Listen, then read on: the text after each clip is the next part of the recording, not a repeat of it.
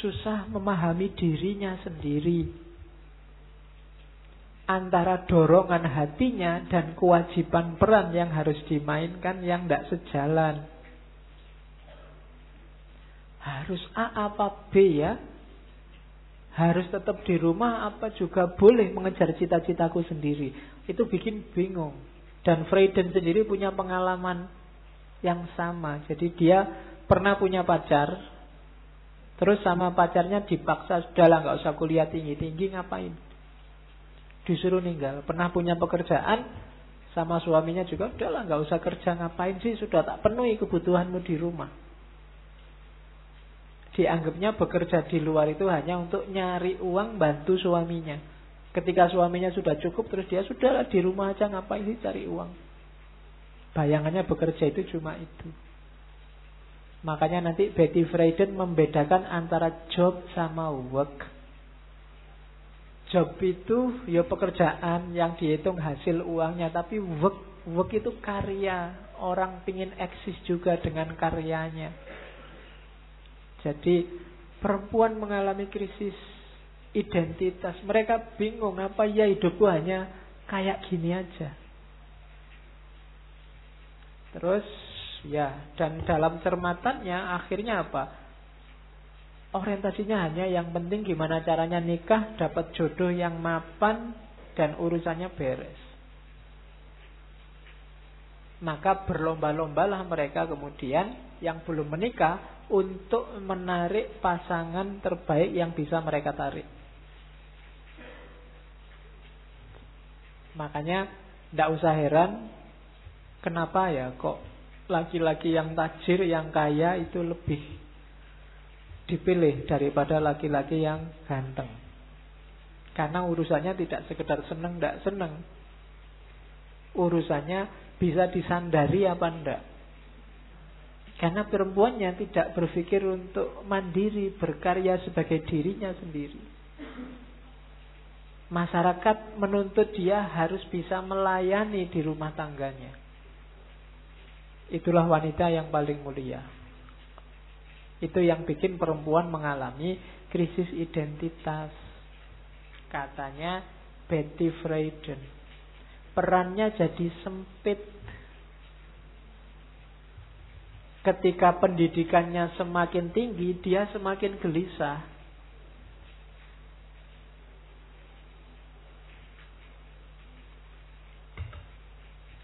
Kalau pendidikanku tinggi, bisa nggak aku melayani keluargaku dengan baik? Kalau karirku sukses, gimana dengan anak-anakku, suamiku, dan seterusnya? Itu yang bikin perempuan terus galau, bingung. Jangan-jangan aku itu yang paling baik kayak gimana ya? Menuruti tuntutan masyarakat ataukah mewujudkan mimpi-mimpiku? Itulah krisis identitas perempuan. Dalam feministik, akhirnya apa? Kesimpulannya Betty Friedan, ternyata menurut Betty Friedan, wanita modern, perempuan modern, secara umum dia cuma mencita-citakan 3 hal: heart, home, and husband. Heart itu ya biasalah yang romantis-romantis, mengejar cinta, mengejar kenyamanan, mengejar sentimentalitas, dan seterusnya. Cinta sejati, yang sejenis-jenis itulah. Sama home. Home itu rumah, kemapanan tadi, ketenangan. Dan yang ketiga husband, suami.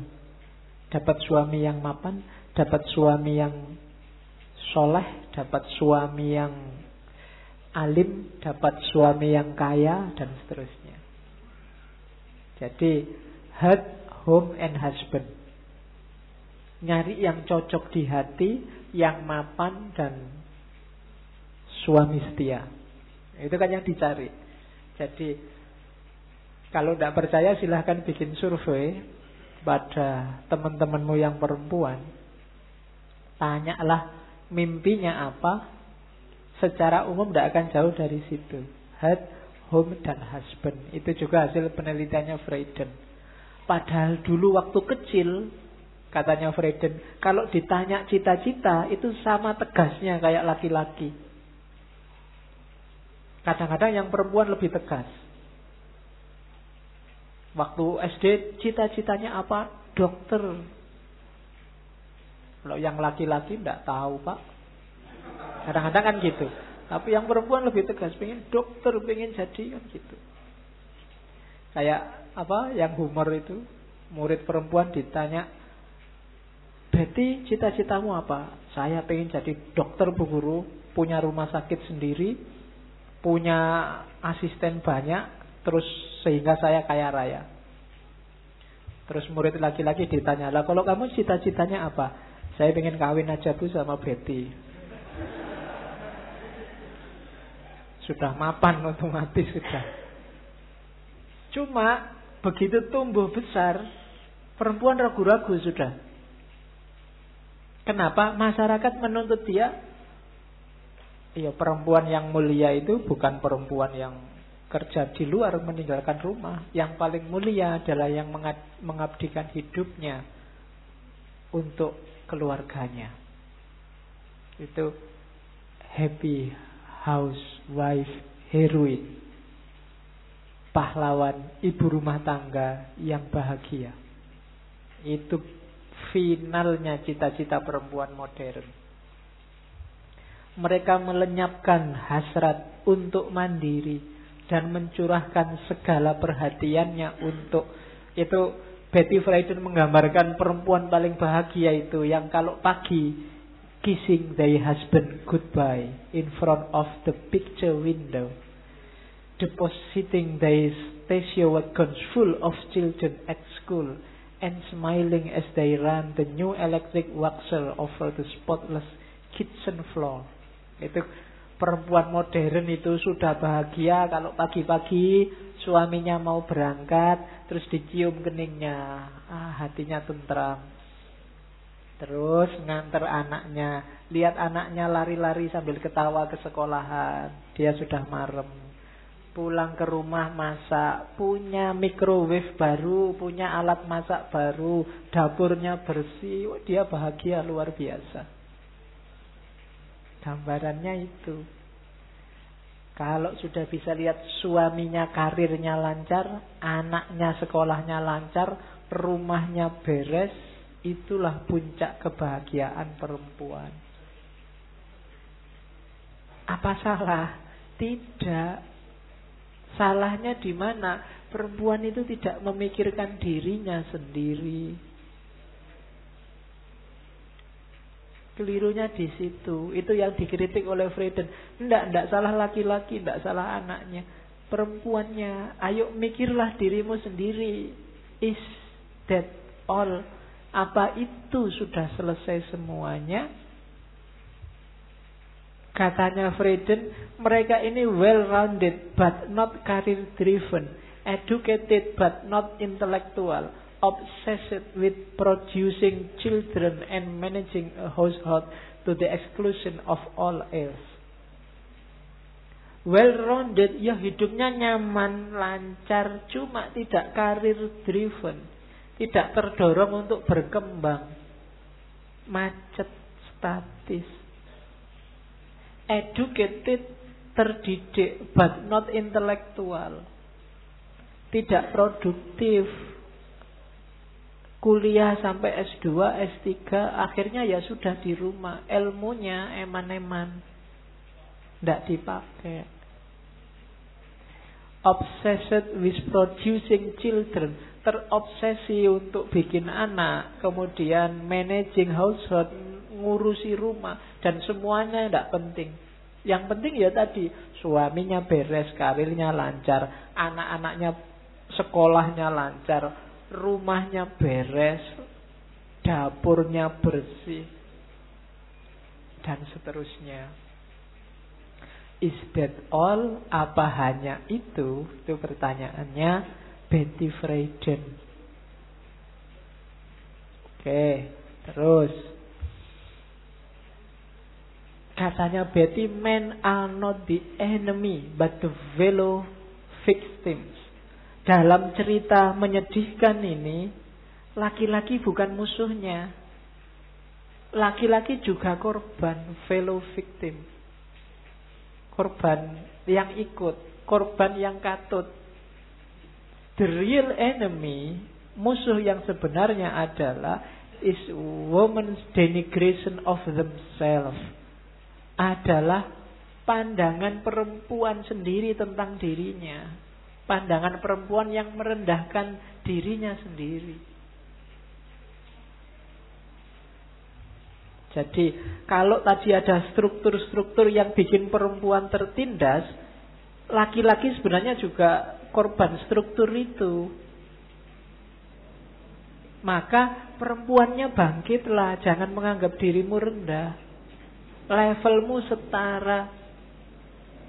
Kalau mau, katanya Betty Friedan, coba nanti ada kalimat, siapa yang bisa menjamin apa yang bisa dilakukan perempuan kalau levelnya setara dengan laki-laki? Dan hari ini buktinya kelihatan kan, di banyak sektor perempuan unggul. Kabinetnya Jokowi itu coba dilihat, menteri yang kelihatan kan banyak yang perempuan. Susi, Sri Mulyani, perempuan-perempuan. Yang masuk penjara karena korupsi kalau di persentase 99:1 laki-laki dan perempuan. Kalau perempuan dikasih kesempatan yang sama, yang setara, siapa yang bisa membayangkan apa yang bisa dilakukan perempuan? Itu katanya Betty Friedan. Maka musuh pertamanya perempuan adalah dirinya sendiri. Jangan memandang rendah dirimu. Woman's denigration of themselves. Laki-laki hanya korban juga dari struktur ini. Mereka adalah fellow victims. Korban yang katut dari struktur yang memojokkan perempuan ini. Terus, nah ini juga yang mendukung hati-hati dengan the sex-directed educators. Para pendidik, para tokoh, para ilmuwan, para ulama yang sex-directed. Yang menceramahkan, mengajarkan, melanggengkan struktur ini. Melanggengkan inferioritas perempuan. Yang tiap hari ceramah, pokoknya perempuan tugasnya hanya di rumah. Itu saja. Ini namanya, bahasanya Friedan, ini loh namanya sex-directed educators. Para pendidik yang orientasinya hanya seks. Melihat perempuan jadi objek seks. Mereka ini kalangan terpelajar, terdidik, tapi tidak mendidik. Tidak membuka wawasan perempuan. Tidak menumbuhkan kemampuan-kemampuan perempuan yang tersembunyi. Biar mereka jadi manusia yang sepenuhnya. Yang dilakukan sex-directed educators ini hanya mengajarkan perempuan, lakukan ini, jangan lakukan ini. Selalu begitu gayanya. Perempuan tidak diajari untuk kritis terhadap struktur, kritis terhadap prasangka-prasangka, kritis terhadap pandangan-pandangan di tengah masyarakat yang tidak pas. Jadi katanya Betty Friedan, ayo kita waspada pada kelas ini. Karena kelas sex-directed educators ini, karena mereka orang pinter, orang terpandang, bantahnya susah. Jadi cuma diingat-ingat, kalau mereka hanya mengatakan apa yang boleh dan tidak boleh, itu menunjukkan sex-directed. Berarti mereka ngatur posisi perempuan, nanti akhirnya tetap inferior, di bawah laki-laki. Oke, jadi di antara penghalang perjuangan adalah sex-directed educators. Nah, dalam struktur yang meminggirkan perempuan tadi, rumah akhirnya apa? Jadi comfortable concentration camp. Jadi rumah jadi kamp konsentrasi yang nyaman. Apa? Kamp konsentrasi itu ya kayak penjara zaman Hitler. Tapi nyaman, perempuan seneng di situ. Nggak boleh kemana-mana, nggak boleh ngapa-ngapain, apa-apanya dijamin. Cuma nggak boleh keluar, nggak boleh ngapa-ngapain, menikmati saja apa yang di dalam. Rumah akhirnya jadi comfortable concentration camp. Bikin orang nggak berkembang itu nyaman di situ. Yang penting hidup sekali nyari apa lagi toh Pak? Yang nyaman kan sudah, ngapain susah-susah mikir aneh-aneh. Wong sudah tentrem, sudah nyaman, kayak selama ini sudah jalan. Jangan neko-neko toh, nanti malah bikin sumpek sendiri. Biar aja kayak biasanya. Nah, itu logikanya comfortable concentration camp. Di penjara tapi merasa nyaman. Kenapa? Karena ndak sadar. Ya kita kan perempuan itu, kalau bahasa Jawanya swarga nunut neraka katut. Kalau laki-lakinya masuk surga, ya kita ikut masuk surga. Kalau laki-lakinya masuk neraka, ya kita ikut masuk neraka. Kan logikanya begitu. Loh, kalau laki-lakinya masuk neraka, ya jangan mau ikut masuk neraka. Berjuanglah masuk surga. Cuma cara berpikir concentration camp ini yang bikin perempuan tidak mau keluar dari zona nyaman. Yang penting nyaman ya sudah. Dia melupakan bahwa dia juga manusia, butuh aktualisasi diri. Oke. Yang terjadi akhirnya apa? Katanya Betty Friedan, progressive dehumanization and passive non-identity. Progressive dehumanisasi itu pelan-pelan perempuan posisinya nggak kayak manusia lagi. Secara bertahap. Bahkan kayak di Arab abad ke-6, perempuan malah tidak lagi dianggap human, dia dianggap properti. Dianggap kayak barang. Bisa diwariskan bahkan. Kalau bapaknya meninggal, istrinya banyak dibagi. Istri nomor 1 sampai 3 untuk anak pertama, istri nomor 4 sampai, bisa begitu. Waktu perang kalah, perempuan jadi rampasan dan dibagi-bagi juga jadi ghanimah. Jadi kayak properti. Kalau hari ini misalnya orang kaya itu terpandang statusnya sama kayak dulu. Semakin banyak koleksi perempuannya, semakin tinggi status sosialnya. Ya kan? Semakin sering gonta-ganti pacar, semakin tinggi nilaimu. Wah, jagoan tenan. Dulu tapi sekarang tidak ada bedanya. Oke, jadi progressive dehumanization. Perempuan pelan-pelan diposisikan nggak kayak manusia. Passive non-identity. Diposisikan di level pasif dan non-identitas. Jadi dirinya tidak penting. Yang penting adalah fungsinya. Fungsi apa? Fungsi pasif. Coba dilihat itu. Wanita itu dianggap yang bagus itu yang tidak agresif. Yang ya tidak agresif, pasif. Kalau ada wanita kok nembak duluan, masyarakat anggapnya tidak pantas. Perempuan kok nembak dulu, ya nunggu ditembak dong. Karena perempuan itu harusnya pasif, jangan agresif. Ya kan? Kamu menganggap perempuan yang pasif itu lebih bagus daripada yang aktif. Nah kalau laki-lakinya nggak nembak-nembak piye? Ora tadi-tadi. Perempuannya sudah ya sama-sama ya, tidak ada yang mau nembak. Ya mumpung April gini menurut saya bulannya kamu nembak. Nanti kalau ditolak kan tinggal bilang April mob. Ya, tidak serius ini, cuma aja April mob aja, ngasih kejutan aja, tidak serius. Oke. Perempuan diposisikan lemah. Kayak tadi loh.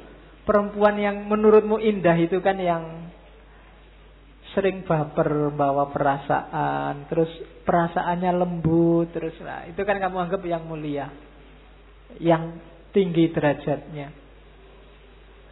Kemudian tidak punya ambisi, tidak cerdas, tidak, perempuan terlalu pinter itu menakutkan. Jadi kamu jangan cari yang terlalu pinter lah, nyari yang biasa-biasa aja misalnya. Oh itu kan struktur yang bikin begitu. Bikin progressive dehumanization. Akhirnya perempuannya sendiri mau pendidikan tinggi juga takut. Waduh, mau S3 nanti jangan-jangan gak ada yang mau ngelamar aku. Keduren misalnya. Kan ada yang begitu. Hasilnya apa? Kalau ada progressive dehumanization dan passive non-identity, akhirnya apa? Perempuan menjelma jadi forfeited self. Diri yang dikorbankan. Akhirnya apa perempuan? Ya sudahlah, cita-citaku, mimpiku, ambisiku itu tidak penting. Yang penting keluargaku, rumahku, aku tetap nyaman di sini. Itu namanya forfeited self. Dirinya dikorbankan. Jadi ibumu itu pengorbanannya luar biasa. Jangan salah. Zaman dulu laki-laki dan perempuan itu sama-sama kerja. Kalau di sawah ya ke sawah bareng, kalau dagang ya dagang bareng. Cuma kerjanya perempuan double. Perempuan itu ke sawah ya ke sawah, tapi sebelum ke sawah masak dulu. Dibawa ke sawah. Nanti pulang, bapaknya sudah tidur, cuci kaki, layah-layah, ibunya masak. Waktunya makan. Jadi kerjanya double. Zaman kapitalis juga begitu. Kapitalis itu kan yang tadi, pembagian kerja tadi. Yang laki-laki kerjanya di luar rumah, di pabrik, di kantor. Yang perempuan kerjanya di dalam rumah. Laki-laki yang di luar rumah ini sektor produktif, menghasilkan uang, menghasilkan, ada gajinya, ada hasilnya. Perempuan yang sama capeknya, bahkan lebih capek di dalam rumah, tidak menghasilkan apa-apa. Cuma dapat capek aja, yang penting rumahnya beres, kan cuma itu.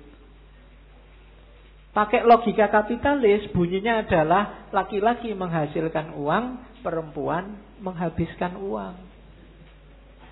Padahal sama-sama kerja. Itu kan posisinya jadi tidak enak. Jadi perempuan dapatnya tidak enak terus. Capeknya juga sama. Hasilnya juga sama. Itu yang disebut struktur patriarkal tadi. Akhirnya apa? Forfeited self. Rumah tangga yang sukses itu kesuksesan kepala rumah tangganya. Siapa? Laki-laki.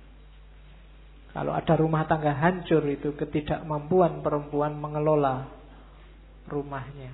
Yang salah siapa? Perempuan.